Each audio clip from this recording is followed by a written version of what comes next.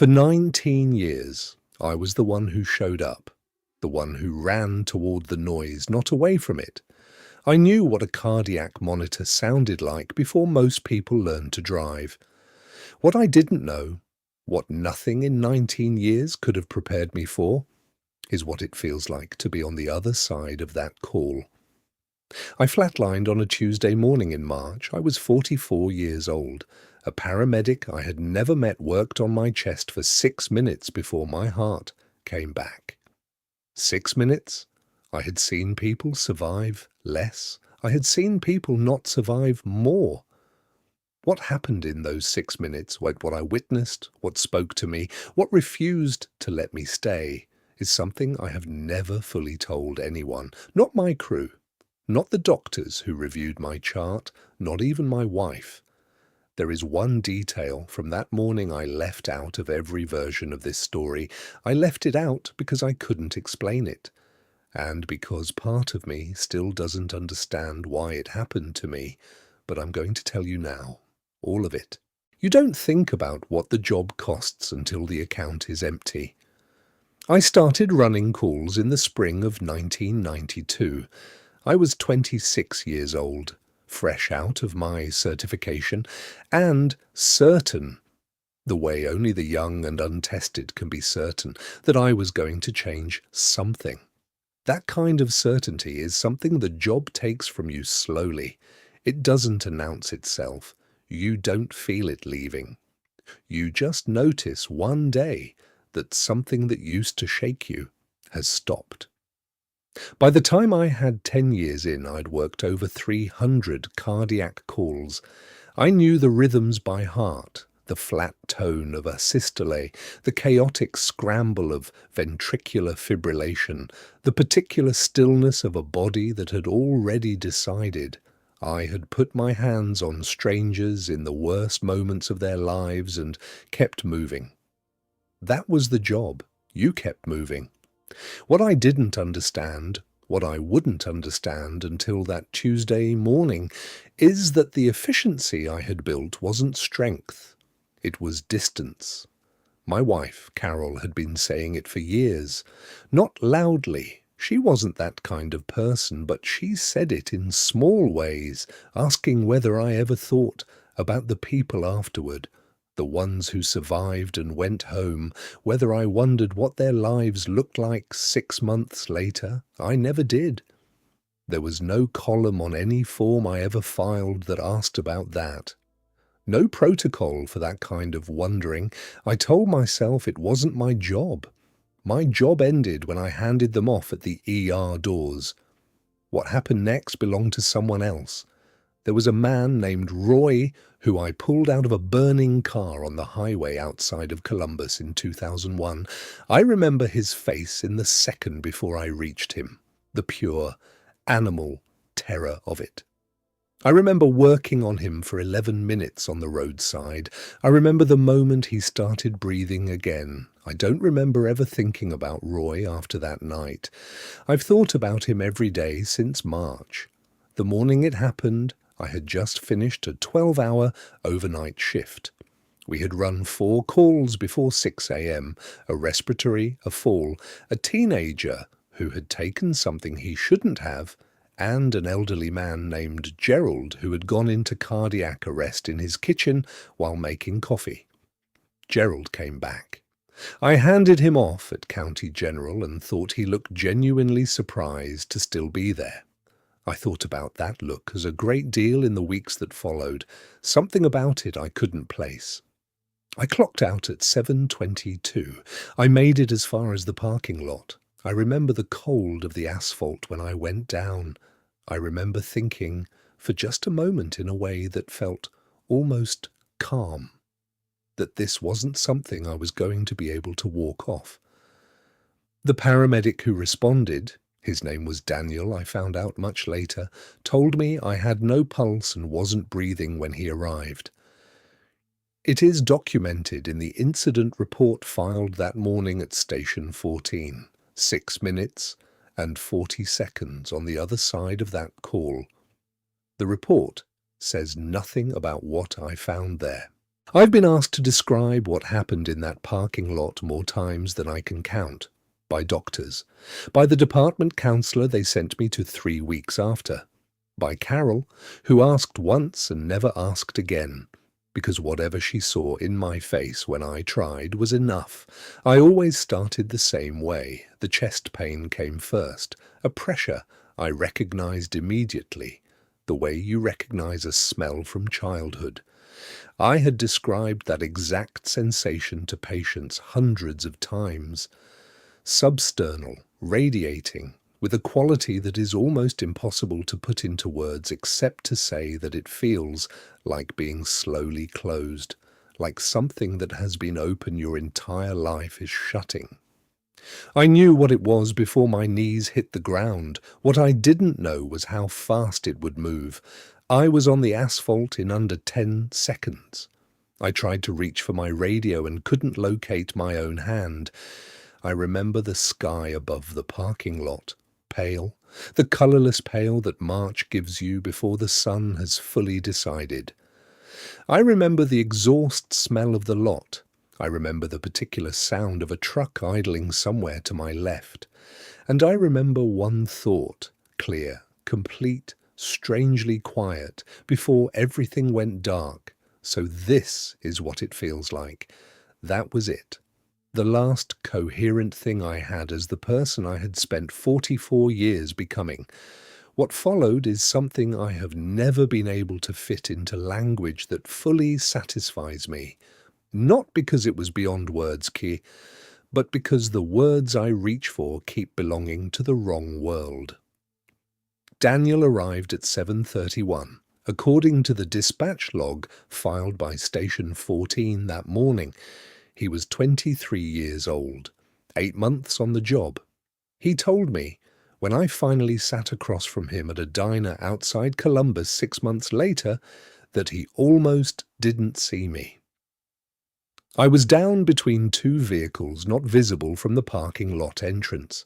It was Patricia who found me.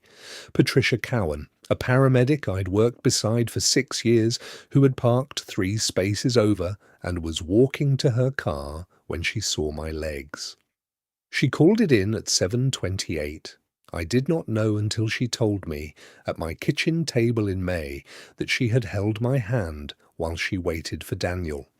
That she had talked to me the entire time, even after the monitor said there was nothing to talk to. I was not there for any of it, or I was somewhere, just not in that parking lot.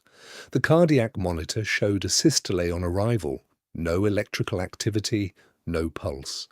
The defibrillator was applied twice before any rhythm returned, and even then what they recorded was irregular, a perfusing rhythm in the language of the report, meaning the heart was moving, but not convincingly.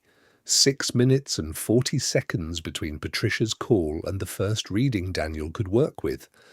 I know these numbers the way I know my own name. I asked for the report the week I was discharged from County General. I read it standing at the kitchen counter while Carol watched from the doorway. The report accounted for everything that happened in that parking lot, everything that happened to the body. What I experienced during those 6 minutes was not in any report. It was not in that parking lot at all. The first thing I noticed was the quiet. Not silence. I want to be precise about that, because silence implies the absence of something. This was different. This was a quiet that felt complete in itself. Like a room that had always been that way, not one that had been emptied. I was above the parking lot. I know how that sounds. I spent 19 years in a profession built on the mechanics of the body, on the absolute reliability of cause and effect. I know exactly how that sounds to someone who hasn't been where I was. I would have said the same thing before March, but I was above it. I could see Daniel working on me. I could see the top of Patricia's head. She was kneeling to my left, her hand on my arm. I could see my own boots, the specific way one of them had turned inward when I went down. The left sole was more worn than the right, 19 years of the same motion, always stepping out the left side of the rig first, always the left foot hitting the ground before the right. I had never noticed that before, not once in 19 years of wearing those boots. From up there I noticed everything. I could see the white delivery truck I had heard idling 2 rows over, engine running, no one inside. I could see the pale sky I had looked up at in the last second before consciousness left. From above, the sky looked different. Not bigger, just present in a way it hadn't been from the ground, as if distance had been the thing standing between me and it all along. I watched Daniel apply the defibrillator. I watched my body respond, the involuntary arch, the way the chest rises when the current moves through. I had administered that procedure more than 200 times in my career. I had never seen it from this angle. There was no fear. That is the thing I find hardest to explain, and the thing I most need people to understand before I tell them what came next.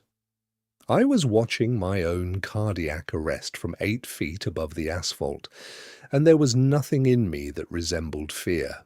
What I felt was closer to curiosity, something that had the texture of recognition, as if I had known somewhere beneath everything I had spent 44 years building that this place existed.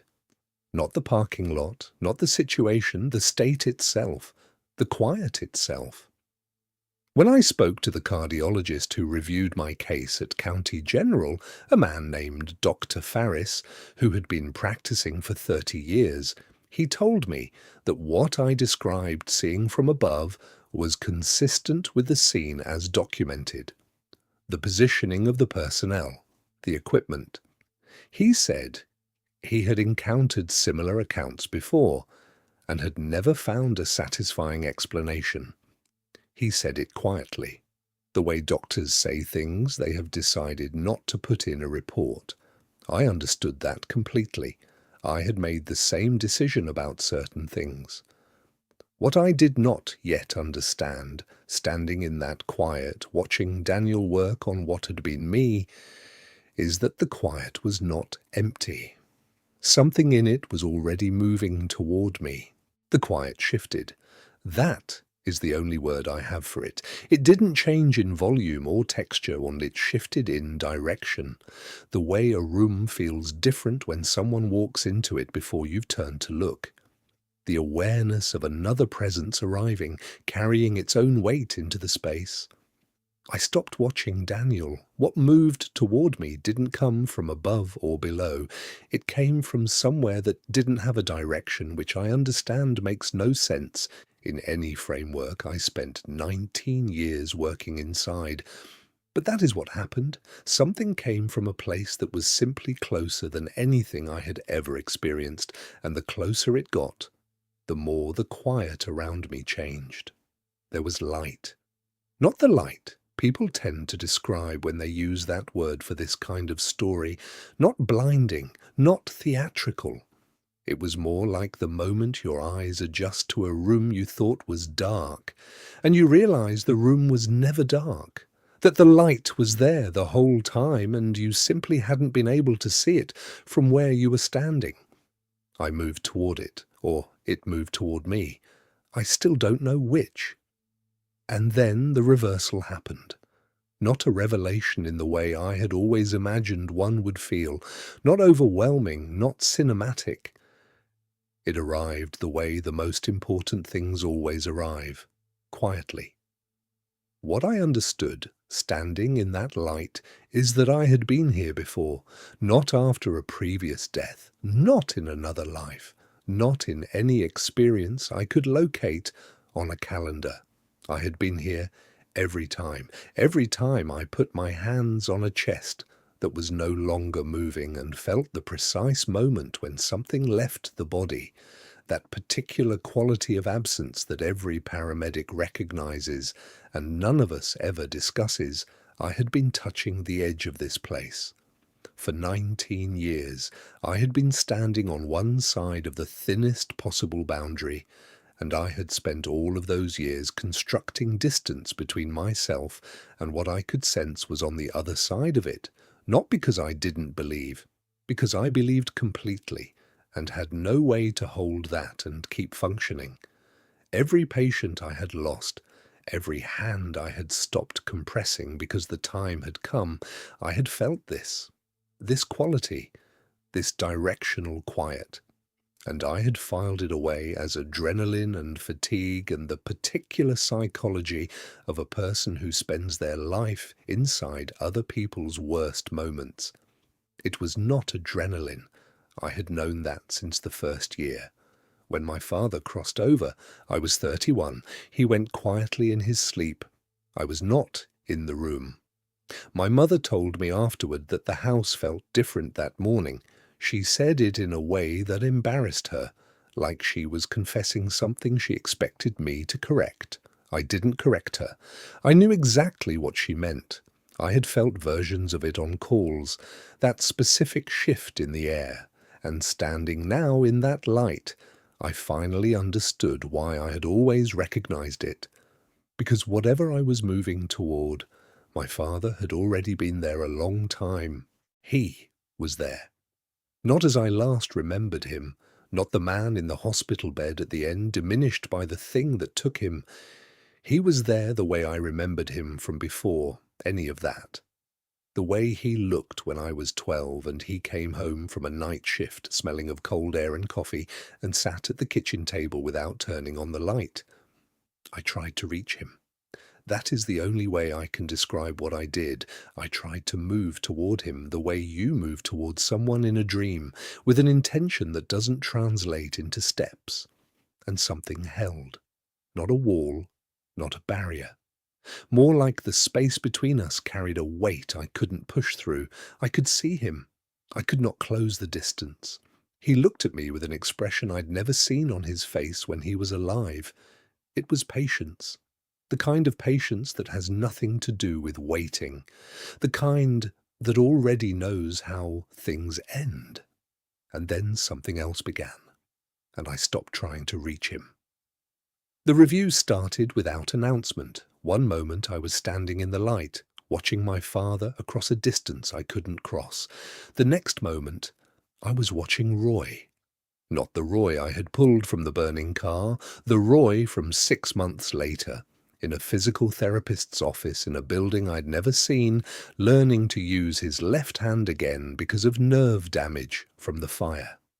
Roy, who had gone back to work the following spring, Roy, whose daughter had been born 7 weeks after the accident, a daughter he was still alive to hold. I had never wondered about any of that. I tried to look away. I couldn't. The review doesn't ask permission, it doesn't offer a pause, it moves through you the way water moves through something porous, finding every space you thought was sealed. Gerald was there. The elderly man from that morning, the one who'd looked surprised to still be there. I saw Gerald at a kitchen table, a different table months later, writing a letter. I couldn't read the letter, but I knew from the quality of his attention that it was important, that whatever he was writing, he had needed to live in order to write it. I saw my mother's face the morning after my father crossed over. I saw it not from the doorway where I had stood that day, arriving too late, trying to hold myself together in the way I had trained myself to, but from somewhere inside the room. From the place where the quality of the air had already changed, I saw Carol. Not one moment, but many, layered the way you can only see things when you're standing outside of time. Carol at 34, sitting across from me at dinner while I talked about a call, and she listened with the particular attention of someone who has long since understood that the story they are being told is not the one the person is actually living. Carol, at 41, in the parking lot of a grocery store, sitting in the car for 11 minutes before coming inside. I tried to understand what I was being shown and why, and the more I tried to understand, the more the showing expanded. It did not narrow to a lesson, it did not resolve into a message, it opened. and what it opened into was larger than anything I had room for. And then the review stopped.